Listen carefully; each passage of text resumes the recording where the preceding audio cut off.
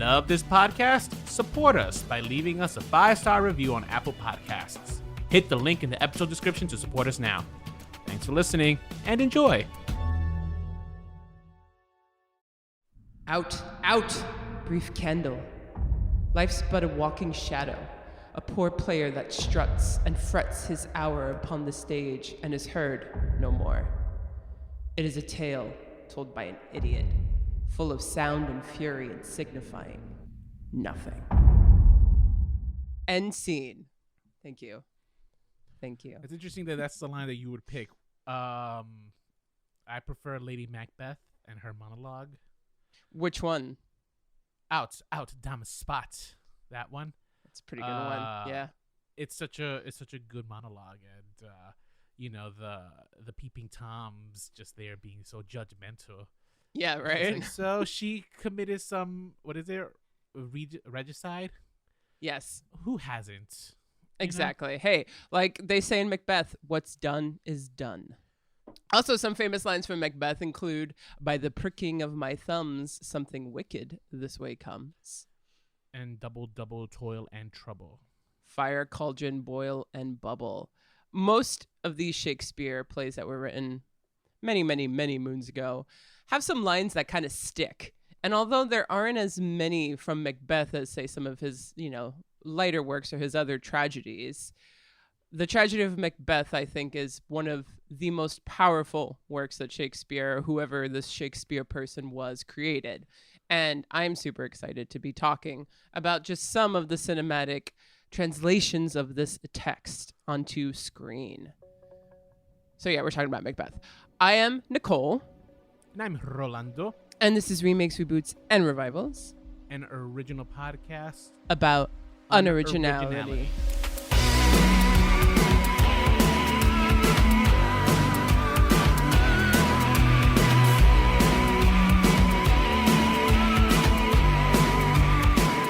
Before we get into Macbeth, just a reminder that if you enjoy this podcast, to please find us on Apple iTunes. Find us on Apple Podcasts and give this podcast a 5-star rating and write a quick review and let us know what you think.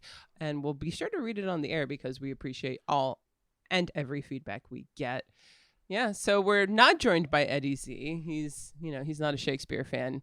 He's more of a Francis Bacon fan. That's so shady. Nah, he's working today. He can't join us because of work. We actually got into a discussion about Macbeth actually because we have different interpretations of it. Because let's be real, Macbeth is something that most people have read in high school, right? Like this text is not something that is not. Is that not true? You made a face like I didn't read it in high school. You didn't read it in high school? I read 3 Shakespeare plays in high school. I read Julius Caesar, Hamlet, and Romeo and Juliet. Yeah.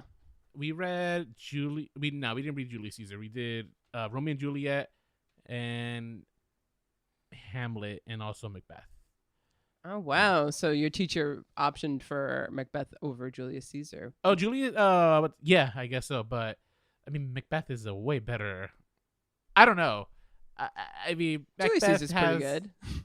No, but Macbeth, does Julius Caesar have a very, very sinister female lead?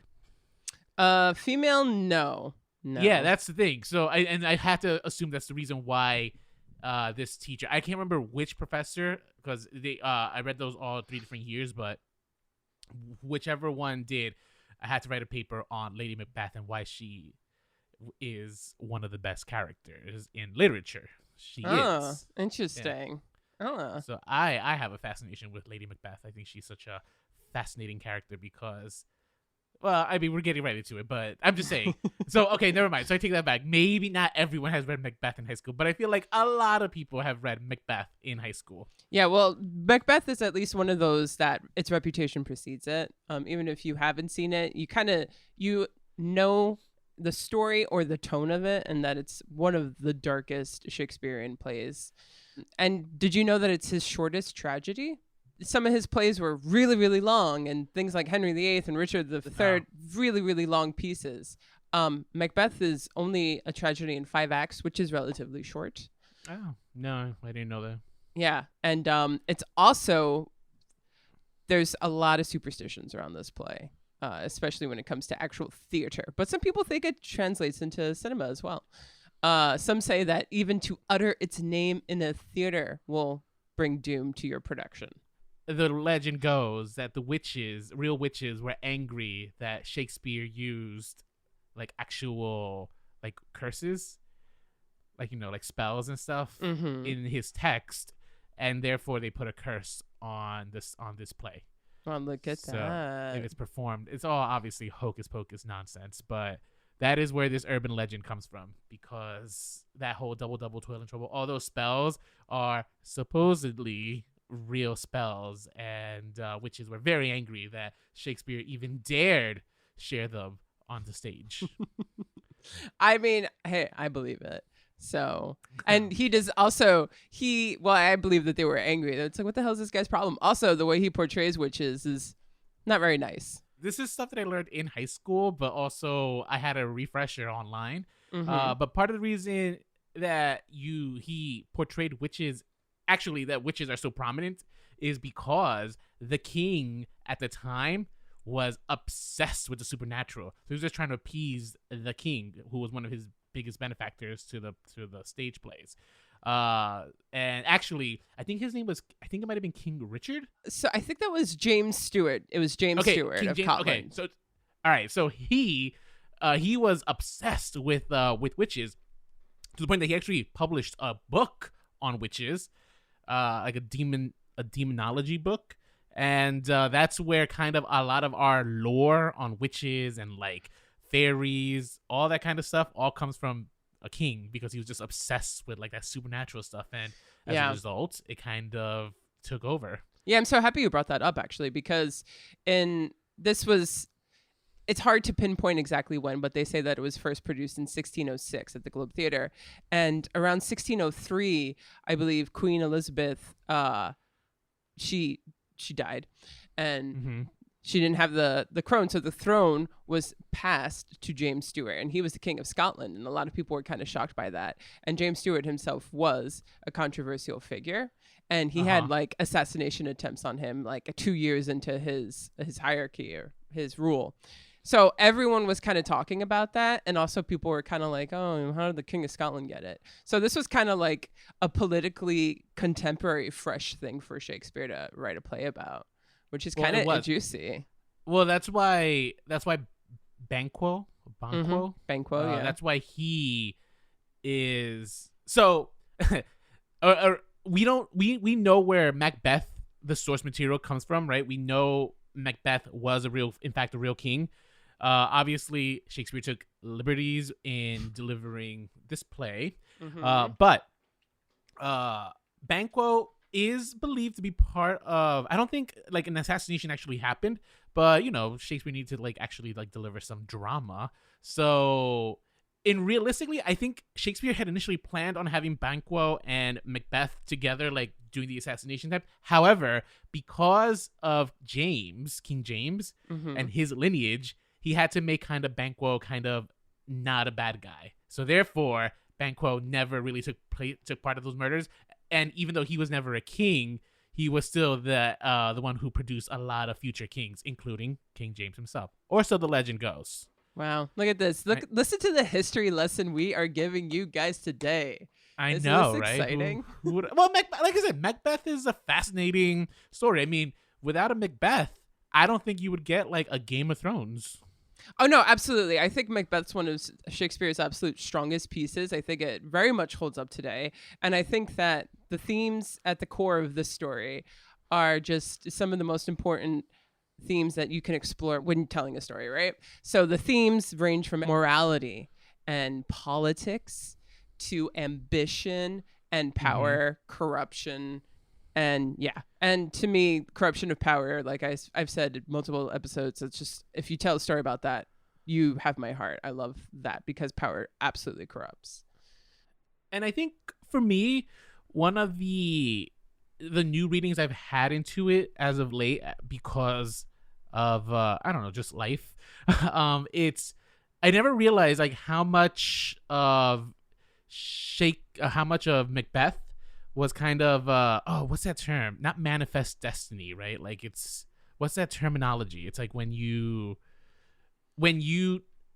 a self-fulfilling prophecy, right? Because when the witches give him the news that he will be king, that kind of sets off all these things that like, well, all these things that happened, were they really out of free will, or were they because he believed them so hard and therefore he had to like manifest things to like kind of go a certain way, right? And that's where I think Lady Macbeth plays such a pivotal role, obviously. So. She does, yeah. And and it's like the idea of inception, planting a seed in someone's mind and seeing how far it can go. It's interesting. So let's at least give a summary of what Macbeth is, right? And sure. As simple as it is, 3 witches tell the Scottish general Macbeth that he will soon be king of Scotland. Encouraged by this prophecy, and by his wife, Macbeth kills the king, becomes king, and gets more and more paranoid and greedy with power and starts to kill and slowly kind of lose his mind. Civil war erupts to overthrow him, resulting in more death and ultimately his demise. And that's what Macbeth essentially is. Yes. It's his rise and it's his fall. And that's why it's the tragedy of Macbeth, or the Scottish play, as they say. So that's the plot. We got Macbeth, we got Lady Macbeth, we got Banquo, we got the witches, we got Duncan and his sons. We have Macduff. We have Macduff. And who is that character whose name I can't remember? That's kind of like plays loyal servant, who is loyal servant to Duncan, then plays loyal servant to Macbeth, but really is not. His name is Ross. Ross. Just like Ross and Rachel. Friends. Yeah. Yeah. Wow. Okay. Yeah. So these are the main characters of Macbeth. And we talked a lot about the history of the play and whatnot, but why we're really here is to talk about the film adaptations. And there have been quite a lot. If you've listened to episodes where we tackle huge literary works with lots of adaptations, I'm thinking when we tackled A Christmas Carol by Charles Dickens, there's so much that we really can't cover all of it. So we're going to kind of pick and choose what we think are some of the more interesting ones that we divulged in. But I do want to share that Macbeth, one of the earliest adaptations in cinematic history, was as far back as 1908. There was another silent film in 1916. But aside from that, we didn't really get that many more movie adaptations until 1948, which is actually a really pivotal year because 2 really important Shakespeare adaptations came out, one of them winning Best Picture at the Oscars, which was Laurence Olivier's Hamlet. And if you watched Orson Welles' Macbeth, which came out in 1948 as well, and the one we're going to obviously be talking about, the 2 films couldn't be more further apart. It's like stage on screen when it comes to Laurence Olivier's, and the camera is pretty static most of the time and it's focusing more inwardly, whereas Orson Welles just went full fucking expressionistic with his adaptation of Macbeth on film. And I also want to say that Orson Welles, before he was a filmmaker, was a theater producer, but also Orson Welles put on a production of Macbeth in 1937, I believe was the year, on the New York stage, called it Voodoo Macbeth, and it took place in the Caribbean and whatnot.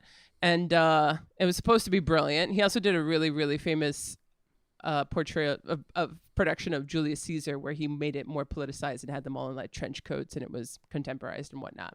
But apparently, too, he ordered for his castmate to do a voodoo dance on a theater that reviewed them really badly, and that theater critic died 2 days later.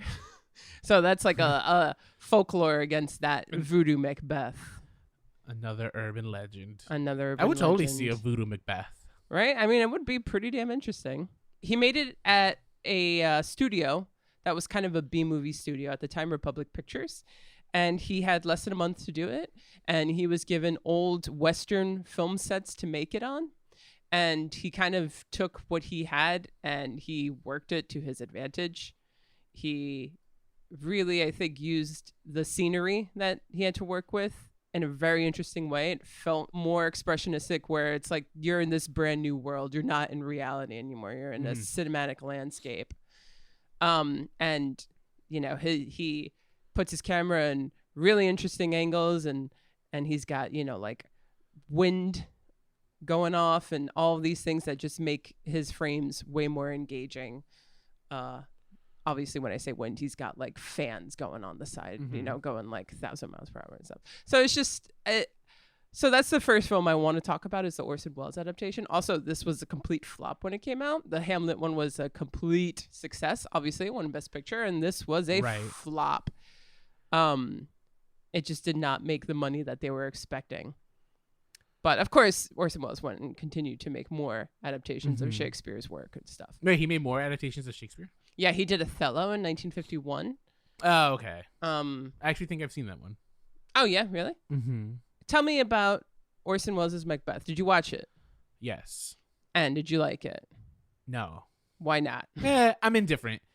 I actually, you know what my biggest beef with it is? It was the monologuing happened as voiceover. And I had, I think, a big issue with that because, as we know, Shakespeare, he loves his monologues, and soliloquies are a real thing that can get adapted on the stage, right? When we just have a character kind of just talking, speaking whatever's on his mind, even though he's not speaking it to the characters, right? That's a big thing in Shakespeare. Orson Welles decided to turn those into internal monologues, so we just hear their thoughts. I think that is just a missed opportunity because part of the whole reason of acting out as Macbeth is those monologues. Okay, fair point. And I think that, for me, that's a very, very big minus. Visually, gorgeous film. I think it's a beautiful, beautiful film, and I think the use of shadow and like contrast, it was just it's a gorgeous film. Yeah. So it's interesting because I agree with you that it is a visually stunning film, but I think that's why it works, because to me that's what's most important. I think, people can adapt, like he's adapting it. He's making it into a movie, so he's going to make some choices. As long as, like, to me, was it competent? Yes, it's incredibly competent filmmaking. And, his choices that he made were different than how a typical Shakespeare one would go, but it still worked. So it's interesting that why you didn't like it is the reason I thought it actually made it a good film. Oh, interesting. No, yeah. So, but you and I have this big disagreement, right? Where you think visuals are king when it comes to filmmaking, and I think it's character and story more so than anything is like king. And it's just our different. Yeah, we have very different of opinions on this. And just insulting all experimental filmmakers out there. No, by saying I actually that. think experimental has a place, and I think experimental has. But you're putting the hierarchy of narrative over experimental, saying that character and narrative is king. Yeah, because but it's a narrative film. Like, this is a narrative film, but baby. Where you didn't explicitly say narrative film, you said what's king in film and what's king in cinema. Oh, well, yeah. Is well, character that's the thing. and But that's story. the thing. Since this is a story, though, like, story has to be first and foremost, I think. I disagree. I think story has to be first and foremost in literature. I think visuals, along with other stuff, is because that's what makes it a goddamn film, is the way it looks and the way it feels. Right? I mean, because in other ways, you might as well watch it on the nice. stage or read a book. But then for that, I might as well just be listening to a radio show, too, because exactly. It's just the internal. But no, I'm just saying, it's just like the internal monologuing kind of it's such a big chunk of the acting here. Right? Oh, you're saying I'm saying this, shame on Orson Welles not to figure out. It's just like, all right, you're already doing so much expression. No, the most important part of it, which is the visual. Such an expressionistic thing. It's just like, all right, so then just go that extra step and just do the monologues. Is it that? Or I think honestly, Orson Welles just can't hack it as an actor. I actually don't like him either as in Citizen Kane. So like, this is not coming from like I don't think he's a good actor. I don't. I mean, I won't come here and defend that he's this great actor, because like what he is really good is, behind the camera. And I also think that his accent at times was a little much. But so I'll give you that. But other than that, I think that the most important thing is just how beautiful this film is, and how, I mean, the opening with the witches is just stunning, and it's fucking creepy. And it's 2022, and I'm creeped the hell out by this 1948 movie. What I also think, visuals, tone, atmosphere is really important when you're watching a film. The tone that he immediately sets up, it's dark, it's protruding, and it's really creepy. And I think he very successfully does that. I do think, to me, what I feel like doesn't work is kind of some of the characterizations in the acting. I do find it not dated, but also just kind of in a way too staged. Like Yeah. like I don't know. If I'm watching a film, I prefer it to be like more to film acting. I don't really want it to feel like I'm watching a stage, and their accents, that kind of took me out of it. Yeah, I wasn't feeling Lady Macbeth, to be honest. Lady Macbeth was merely okay. Jeanette Nolan. And that's the thing too. Like, Lady Macbeth is fucking, she's sinister, and she's cunning. She's Slytherin. She's cunning. Yeah. And I really want my Lady Macbeth to be like everything that I dream she is, or at least that she's told to me in the play. And she was a bit of a letdown, but I mean, she was a little, I think her performance was a little too aristocratic, right? Where Lady Macbeth, yeah, of course she's aristocracy, right? She was a Thane's wife, and a general's wife, but let's not forget, like, she wants more. She's like, I don't. She's scrappy. She's a very Lady Macbeth is scrappy. I didn't get the scrappiness out of this.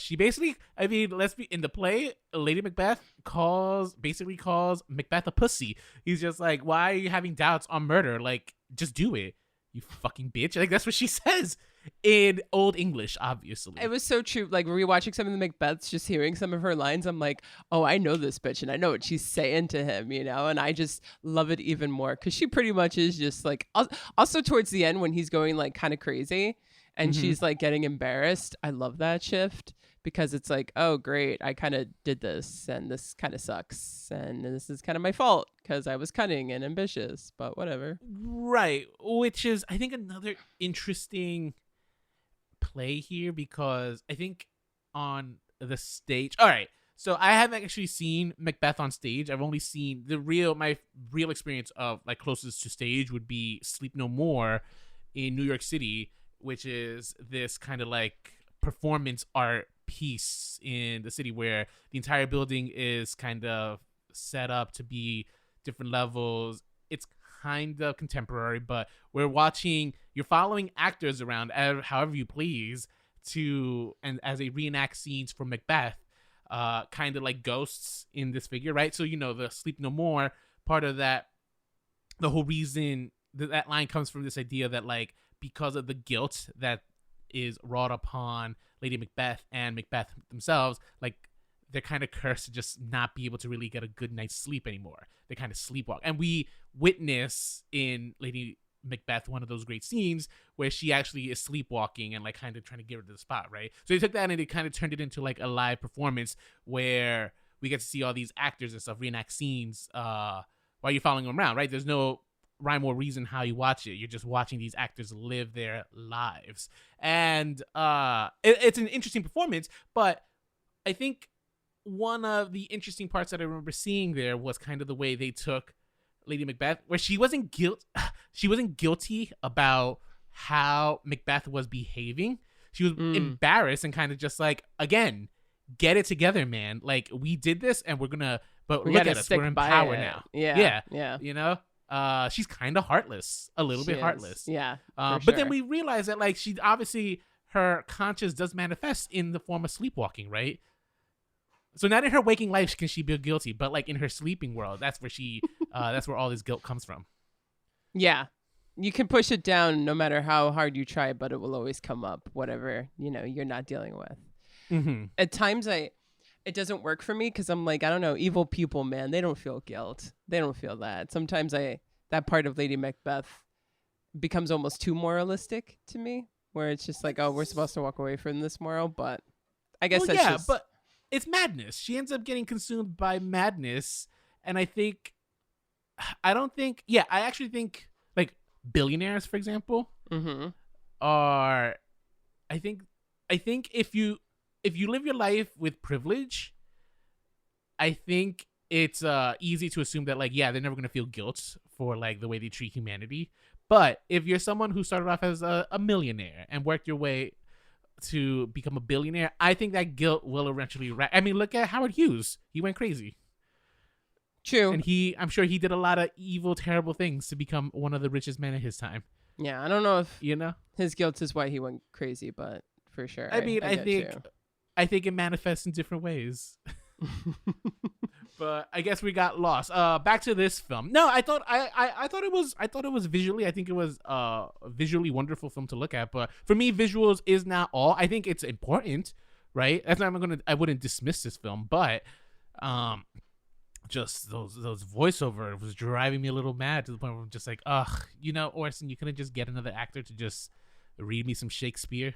Yeah. Well, it's interesting because when this film came out, it was overwhelmingly jeered at. It was very negative. And Wells himself was never really like, oh, this is my best movie. Like, he wasn't even as proud of it as some of his other movies. And he even said, I think he went out to kind of make an experimental take on it, more of like a Bride of Frankenstein-ish Macbeth. And I think that angle that he was going for really does work for it. There is something kind of twisted about this Macbeth, but there's something kind of twisted about Macbeth in general. And I think his approach really did work for it. Yeah. And it also felt very, if you've ever seen silent films, German expressionist silent films, this feels very much in tune with those. I'm thinking, Cabinet of Dr. Caligari and Metropolis, just some of the most interesting films that were ever made in the early 20th century over in Germany. If you enjoy this Macbeth, you should watch those films, or if you enjoy those films, you should watch this film, because they're kind of hand in hand. And I think expressionism on cinema is just one of the best fucking things. So I once pitched to a pharma brand. It was like a sleep medicine. I pitched them. It's just like, why don't we do this as German expressionists, right? Like the fact that she can't sleep, right? Let's go German expressionists. And I was quickly turned down. And I was like, you cowards. This would have been great. This could have been on TV. It was too artistic for them, Rolando. It was absolutely too artistic. But I think it would have been super cool to do imagine seeing a pharmaceutical ad that's a German expressionist. I feel like then you would want that disease just to be part of that cool ad, Yeah, absolutely. I'm with you, but people can't handle it. They can't. Cowards. One of the films that I want to talk about, one of the film adaptations that's considered to be among the best of adaptations of Macbeth, is a Japanese film from 1957 by Akira Kurosawa called Throne of Blood. If you were to actually translate the Japanese title, it would be like the Spiderweb Castle. That's yeah, a way better title, right? Which is a little, but whatever. We got to anglicize everything. And Kurosawa was a huge Shakespeare fan. He adapted many works of writers. One of his favorite was Dostoevsky. He did a version of The Idiot. He did an adaptation, The Lower Depths. For Shakespeare, he also did, it's kind of like up in the air whether or not it was actually Hamlet, but he kind of contemporized Hamlet in a film called The Bad Sleep Well, which is really bleak and wonderful. And then he did King Lear in 1985 with Ron, his film Ron. Well, that sounds like the argument that people make about The Lion King. Like, The Lion King is kind of like Hamlet. Yeah, seriously. Kinda. Well, according to that trivia question, it was Disney's first original film. Right. I remember. Yeah, I was just like, that's a lie. Sorry, that's a personal thing. But Throne of Blood was his first, and this was made in 1957, right after the success of Seven Samurai. Throne of Blood stars Toshiro Mifune and Izu Yamada in the main lead roles, based on Macbeth and Lady Macbeth. It translates the Shakespeare play from medieval Scotland to feudal Japan. Instead of it being three witches, they just come across an evil spirit on their way to the Spiderweb's castle, who is pretty much spinning a yarn and predicts his future to him. And that's cute. It's super cute. Kurosawa himself loved to use weather in his films to evoke atmosphere, which is also why I'm with Kurosawa in the sense where you got to make things kind of like always happening and set a tone in an atmosphere. So his films are either set in the extreme heat with characters constantly fanning themselves, or it's really windy and everyone's just like being like blown away and you see it on their clothes and in their hair, or there's just fog everywhere, or there's just rain. Anything that you can imagine that could be happening in the background is always happening in a Kurosawa movie. Okay. And in this film, And there's just I don't even know where to begin. This is one of the most just breathtaking films. It's not even one of my favorite Kurosawa films, and yet I encourage all of our listeners, if you've not seen it, to go and see it. Mainly because of the depiction of Lady Macbeth. I think that is this a good depiction of Lady Macbeth? I can't tell you how good Izu Yamada's performance is as the Lady Macbeth character. I was gonna ask, what makes it like? What do you think makes it a good performance? Right, so she's still for most of the time. She just looks forward. She doesn't even like it. Sometimes looks as if she's not blinking, and he's kind of like walking. He like running all around her. You know, he stands up, looks down at her, and yet she has all the power by sitting still. Sometimes I think it takes a couple of scenes for her to even look up at him in the eye. There's so much going around, right? Kurosawa uses weather and he uses the atmosphere to kind of like convey the mood. And you got the Toshiro Mifune character who's clearly kind of like freaked out about this prophecy that the evil spirit told him, and he doesn't know what to do. And she's just still sitting there telling him what she has to do and the murder that he has to commit. And that kind of power, that she evokes within that stillness and that coldness and her evilness is just absolutely stunning. I think that decisions like that, Kurosawa was really good with making his characters or his actors do body movements, so like you could always identify it with them. Right. Like one of the big things is in Yojimbo, he's kind of always playing with his shoulders, and that's like the character's thing. And it gives you the sense of who he is just by doing a body movement. Her thing is that she doesn't fucking move. And she's the most powerful person in the room. Right. And it's just like little things like that. And then at the end, war gets declared on his castle, and the absolute brilliance of the stunts that they do with all these arrows being flown at Toshiro Mifune. And, obviously Macbeth dies, so I'm not really spoiling anything when I say that he gets impaled by an arrow directly in his neck, and you watch the arrow enter his neck. It's one of the most stunning tricks ever done on film. And you watch him die that way. I mean, it's just, those are just the things that I want to highlight what works about this film. But also, like, seeing an adaptation of Macbeth translated to feudal Japan is also just like, how are you not sold? Like, yes, but did it have a Burnham Wood coming to the feudal castle? Yeah, it's pretty much there. It's pretty much. It's translated differently, but all of the stuff is there. Yeah. I mean, I'm okay with translate. So interesting that you should mention, right? Setting Macbeth in feudal Japan, right? Because I think that's the beauty of Macbeth. It does lend itself to be adapted in any situation, which is shocking to me in doing my research that there's just not a lot of contemporary takes on Macbeth, right? I think the closest that we have to a contemporary original take is one called Scotland, PA, which apparently it's a fast food restaurant thing. And I'm like, okay, that could be interesting. I haven't seen it. Have you? No, I didn't get to see it for this. I wanted to. It sounds interesting. It stars Christopher Walken, though. That could be a red flag. So. It stars Christopher Walken? Well, he's in it. He may not be the star, but he is Lieutenant Macduff, so he's a major character. But yeah, I've never seen it, but I was saying, it was just like, I'm shocked that there's just not a lot of like you just take the plot of Macbeth. It's a very solid plot. Like, it's something that we've all seen, like, right? Ambition being the downfall of a person. It's really simple. And then all you have is this cast of characters who are just trying to just get ahead of him before he just takes things too far. I mean, Macduff loses his entire family and stuff. Like, you could have turned, I mean, honestly, the Many Saints of Newark should have just taken the plot and just said, there you go. Repackaged it in 1970s and been like, all right, cool. Now I'm watching like a real mob movie here. This is true, yeah. Missed opportunity. I'm always going to complain about Many Saints of Newark. I think that the superstitions that surround Macbeth, people kind of take seriously. And there is something that like most versions of Macbeth have flopped, right? The Orson Welles movie kind of flopped. Roman Polanski did a version in 1971, which I don't think you watched. But I don't think so. Oh, wait, maybe I see it at school. I remember I saw Roman Polanski. Oh, God. He did Romeo and Juliet, right? No.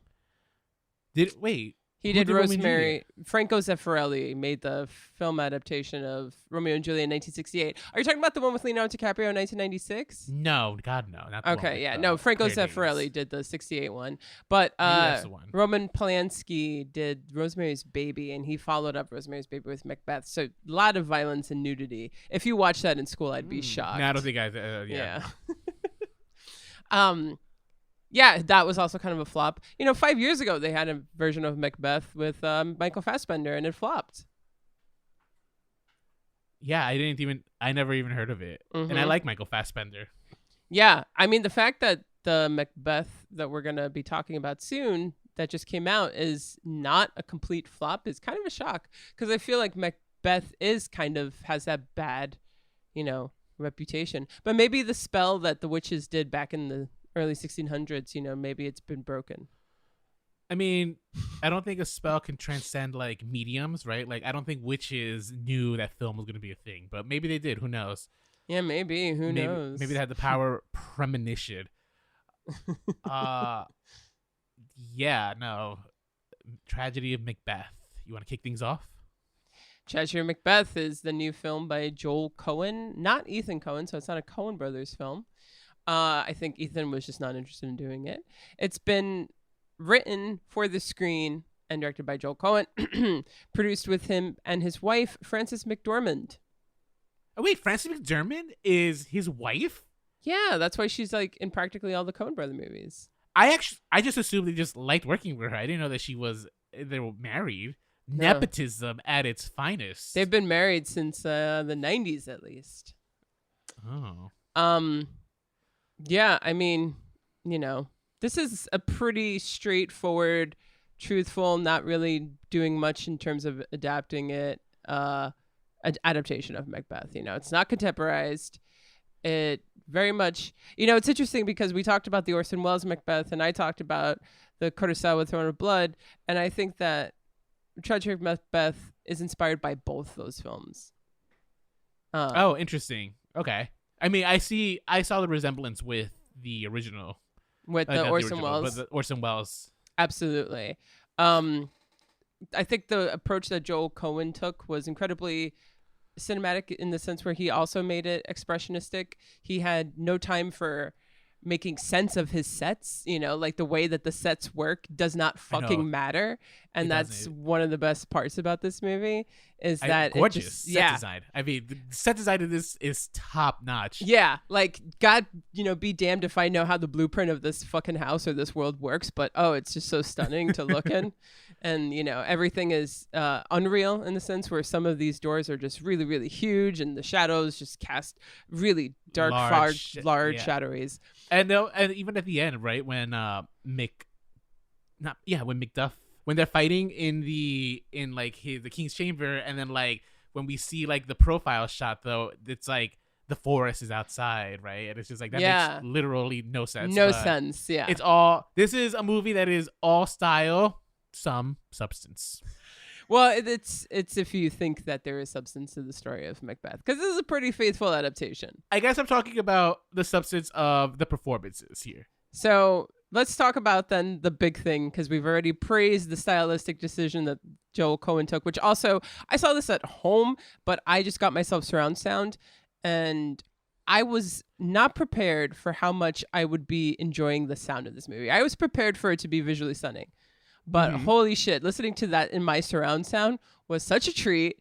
I was really impressed with the sound design of this film. It was absolutely fantastic. And if you have a surround system at your home, or if you have the chance to see it in a theater because you don't have that, fucking really listen to this film. Watch it, but also listen, which is also one of the most important things about a film, which is what makes a difference, is the way it sounds and the way that it designs the sound. Yeah, I would agree. And yeah, this absolutely did a great job. So anyway, sound is great. Visuals are great. Let's talk about performances. Let's talk about performances. Lord Macbeth is Denzel Washington, and Lady Macbeth is Frances McDormand in this film. Okay, take it away, Rolando. I want to hear your thoughts. I don't think I took Denzel Washington seriously as Macbeth. Why? I don't know. I don't know if it's because he didn't do an accent. He just sounded like he just sounded like Denzel Washington reading Macbeth. Well, to be fair, I don't think anyone put on an accent. Fine, that is fair. But Denzel Washington has a very, I don't know, maybe I just keep hearing Training Day in his delivery of lines, and it was kind of just throwing me off at times. And it was also Denzel Washington that I was looking at. So he's too much of a star for you to take seriously as a Shakespearean actor? I think so. I think that might be it. I honestly do think that's what it is. Frances McDormand, I thought she was acceptable as Lady Macbeth. I actually thought she was pretty good. I think my only qualm might have been, I don't know. No, maybe there's no qualms. I think it's just like, I think it was honestly, it was really Denzel Washington's performance that I was just like, kind of just like, I just couldn't, there was just a disconnect for me. And he's getting praised for his performance. And I actually don't think it was, like, there was a scene where, like, he's flipping out at the party and stuff, and he's kind of throwing a little tantrum and stuff, and even his body language felt very much Training Day. Okay, interesting. And that's not my favorite Denzel Washington movie, you know what I mean? Yeah. Maybe you see his kind of, what he pulls out, you know, his kind of, like, acting things that he does, and you recognize it, and you're just not amused by it. Because Maybe. I didn't get Training Day at all from this. I actually think I enjoyed him slightly better than I did in Frances McDormand, because I just felt like her Lady Macbeth was not nearly as cutthroat as I'd like her to be. I would agree with you on that one. She was not. She was a little, I don't think they played her off as sympathetic by any chance, but I think they even tried to in a weird way. You think so? I guess when he starts really losing it and she's like embarrassed and stuff, like, at least in my interpretation of her body language and her face was her starting like to show that she was regretting it. Oh, interesting. I didn't get that. I actually got more embarrassment and kind of just like when she yelled at the people, get out, basically. Yeah. I didn't read that as like necessary sympathy toward. I think she was kind of tired of him. Yeah, I think that's what they were. I mean, I think they were going for it by showing like, oh, look at how embarrassed she is and look how regretful she is of, you know, pushing him to this point because he's fucking lost it. Mm-hmm. But I also thought that like he really conveyed kind of losing it very well. Like, I believe that he was paranoid. I think he really pulled off the paranoia. Now, of course, do I think he was the best person for this? No. And it did take me a second to get, you know, into him playing Macbeth. But by the time he kind of like lost his shit and also like when he orders the death of Leonce, you know, when he orders the killing of Macduff's entire household and those scenes that he plays, and he just like, I think he did those scenes really, really well because you're supposed to hate him by then. And I kind of hated him by then. I don't know. Maybe I just could not separate Denzel Washington as Macbeth. Maybe I just couldn't wrap my head around that for some reason. I don't know why, because I like a lot of Denzel Washington films, but like here it just felt like jarring, and it is. And I also want to point this out because I feel like this might be a point of contention for some people, but like I haven't heard anything. Maybe we have gotten past that, but like a black actor playing Macbeth, I'm surprised that there's not a lot of like uproar about that. But you know what? Great. I'm glad that we're past it. I love like the mixed race casting here because like, you know, like if you would see it in a play, right? Like you give the role to the best performer. Is this Denzel Washington's first time working with a Coen? It is his first time working with the Coen brothers, yes. But it is not his first time in a Shakespeare. Yeah, didn't he do O? No. That was Mekhi Phifer. Yes. Did he do like an actual Shakespeare? Or did he do like yes, he did. So he's modern. Oh wait, what? He did Shakespeare in 1993. He was in Much Ado About Nothing. He also, I'm pretty sure, did some on the stage. Is that Much Ado About Nothing? Is that like an actual Shakespearean or is it like a modern adaptation? Much Ado About Nothing is a Shakespeare comedy.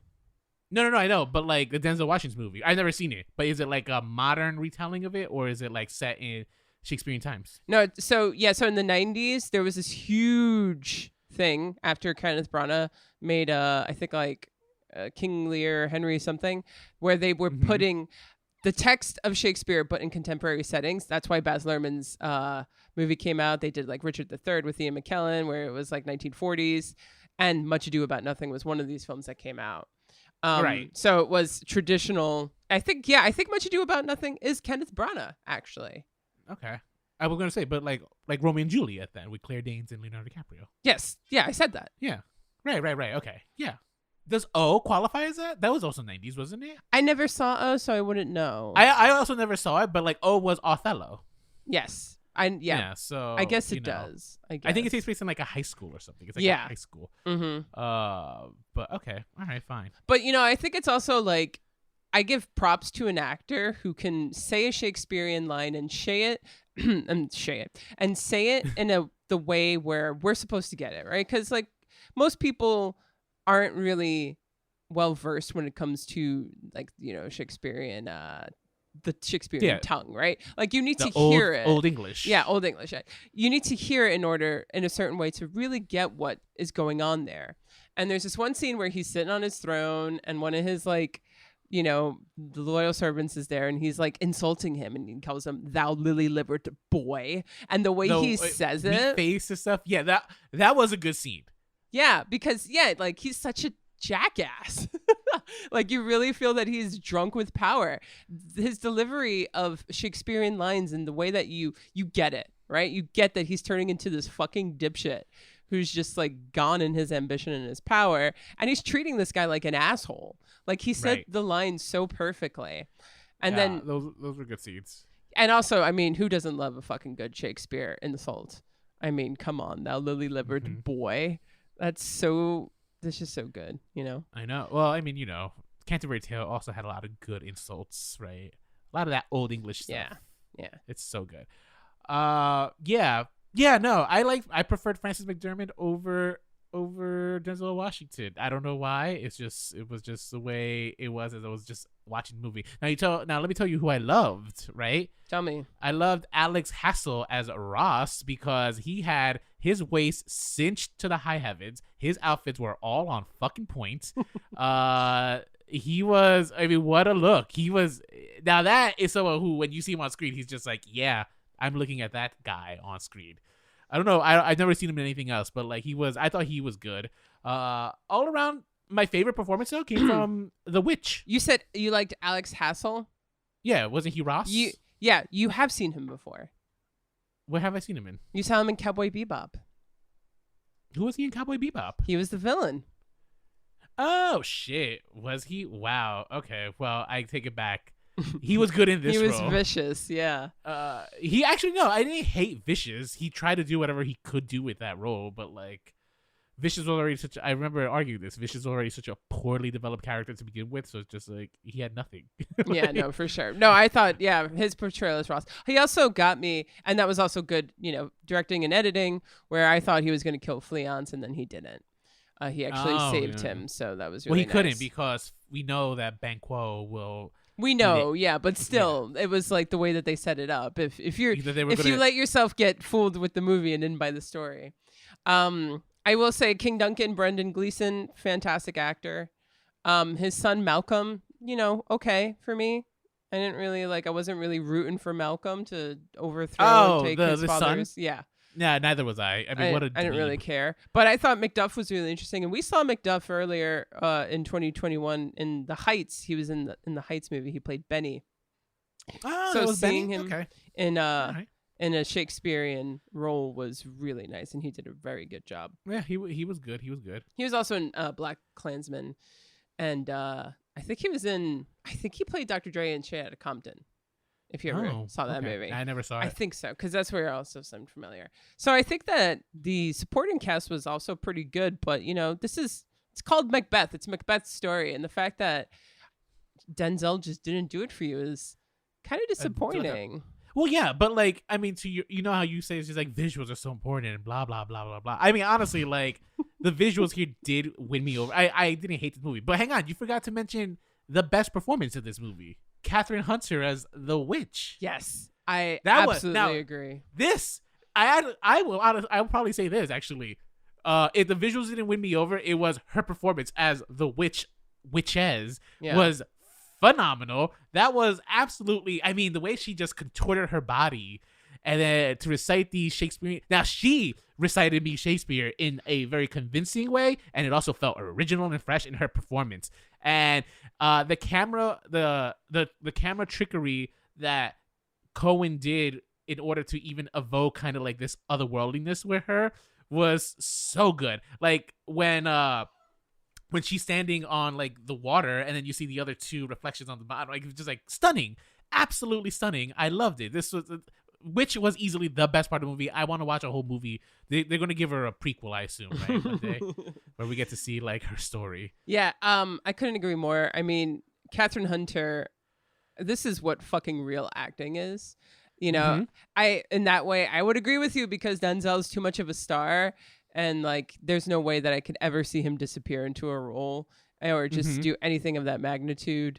Whereas she embodied it and she just delivered. She played 3 fucking roles all in one. Yeah. And you really, I mean, she came off as insane and she was scary and she was creepy. And she's a theater actress. She is known for also being a body contortionist. And I think she's one of the only people who have played a male's role in a Shakespearean play on the stage. I do believe she played the role in King Lear. I'm not, don't quote me on exactly which one it is, but she's like a Shakespearean actress, right? She's done a bunch before. Doesn't do too many movies. It shows. I mean, she was absolutely spectacular on screen. Yeah. And again, like I said, it was just like this performance, we only see it like I think like twice, 3 times maybe. And talk about like scene stealing. Absolutely scene stealing. I mean, absolutely. You have to be a fucking top of your game to like be able to. Let's be real. Denzel Washington, great actor. I didn't hate him as Macbeth, but I did a little bit. But here, like when she is talking with Macbeth, like she owns the scene. Yeah. And yeah, that was probably the freshest part of the of Macbeth for me here. Of the tragedy of Macbeth and stuff. No, absolutely. And this is just even more how bullshit things like the Academy Awards are, because she's not even going to get nominated, and she's clearly the best supporting actress in any movie. I can't think of a better performance. Excuse you. She's better than Ariana DeBose. I'm sorry. I was gonna say like it's just like actually they might be close here, but Ariana DeBose had a lot more to work with where she didn't, but she was great. So. Maybe you don't know. She might get a nomination. She might pull through. I doubt it. Let's see how Apple plays its cards, because I'm sure Apple's going to be. Has Apple had a movie nominated yet for an Oscar? I don't know. I didn't watch the Oscars last year, and I think that film Nomadland might have been an Apple TV movie, or maybe it was a Hulu or Netflix one. I think it was a Hulu actually. Oh, a Hulu release. I think it may be Amazon Prime. I don't know, but I don't think it was Apple. Well, all I know is that if The Tragedy of Macbeth doesn't get a cinematography or a sound design editing thing, or Catherine Hunter doesn't get nominated for an award, then it's all bullshit, because those are the top 3 for me. Sound design, cinematography, and Catherine Hunter's performance. I see this movie easily getting those nominations. I mean, this is just a visually. It was just a visually stunning film. Maybe we should place a bet, because I don't think it got those nominations in other of these like. Well, the Golden Globes don't matter. But I don't even think it got it for like Critics' Choice or any of those other ones. I mean, I don't know how deep they go, but I know that Bruno Del Bono, the cinematographer, got nominated for American Society of Cinematographers Award.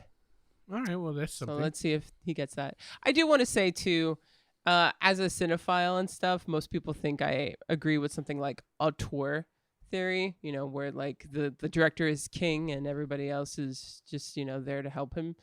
And as much as I respect the French back in the day for coming up with that theory, I do think that cinema is a group effort. And that even though we're giving credit to Joel Coen, or we're saying that the cinematographer, Bruno Del Bono, the credits that roll at the end of the movie, that's who made the fucking movie. Those people. And absolutely. And I don't know. I just felt really implored to say that right now, because I feel like some people might not think about that, how important every single team member is on a film. And we talk about certain people like the actors and the directors and the writers and whatnot, but everyone who worked on this is the reason why it was as stunning as it was, and it's just really impressive.